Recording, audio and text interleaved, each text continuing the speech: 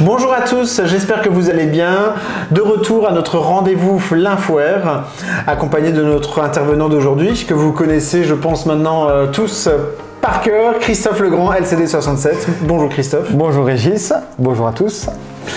Alors aujourd'hui, on va vous parler du fameux diagnostic, le fameux DPE, le diagnostic de performance énergétique, si je ne me trompe pas, et également le diagnostic de la loi Carrez.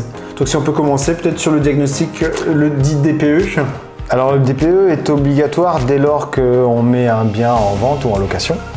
Qu'est-ce qui a changé exactement sur le DPE? C'est le mode de calcul Le mode de calcul effectivement, mais surtout il est devenu opposable au tiers. D'accord. Donc le DPE, le but premier du DPE, c'est d'informer le futur occupant, qu'il soit acquéreur ou locataire, sur les dépenses d'énergie qu'il va avoir en occupant ce bien. Alors du coup beaucoup plus clair aussi, parce qu'on est de nouveau sur des lettres, plus lisible aussi pour ma part, de ce qu'on peut retrouver de nos clients. Est-ce que ça restera ce mode d'affichage? Alors l'affichage restera le même effectivement, avec beaucoup de pictogrammes très parlants, donc très simple à lire pour le commun des mortels. Ok. Pour revenir sur la loi Carrez, donc loi Carrez, à quoi sert? Alors déjà, la loi Carrez est obligatoire dans le cadre des copropriétés. D'accord. Donc qu'elle soit dans des immeubles verticales ou même horizontales. On a parfois des copropriétés horizontales, des maisons jumelées qui sont en copropriété. Donc dès lors qu'on est dans le cadre d'une copropriété, il faut faire le mesurage Carrez. Ça devient une obligation. Ça devient une obligation. J'ai une maison individuelle, je peux tout de même faire la loi Carrez, mais qu'il n'y aura pas d'obligation.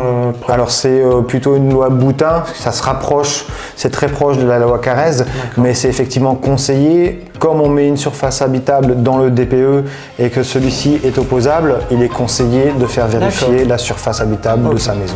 Alors pour donner un exemple, j'ai acheté un appartement il y a 2 ans de ça, par contre je l'ai entièrement rénové, j'ai enlevé des cloisons, est-ce que je dois refaire un diagnostic, une loi Carrez? Alors dès lors que vous faites des travaux et que vous changez l'agencement effectivement des pièces, il faut le refaire. Ok, obligatoirement, parce qu'on peut, effectivement, il y a une modification de la surface qui peut être... Alors elle peut être minime, mais c'est surtout une question de responsabilité derrière. Donc si le futur acquéreur toujours a un doute sur la surface, qu'il l'a fait vérifier et qu'elle est différente de celle qu'on lui a annoncée, voilà, on peut être face à des problèmes. Donc autant la faire vérifier. Ok. Merci à tous et je vous dis à très bientôt pour l'Infoair. Merci encore Christophe pour ton intervention. Merci à vous, à bientôt. À bientôt.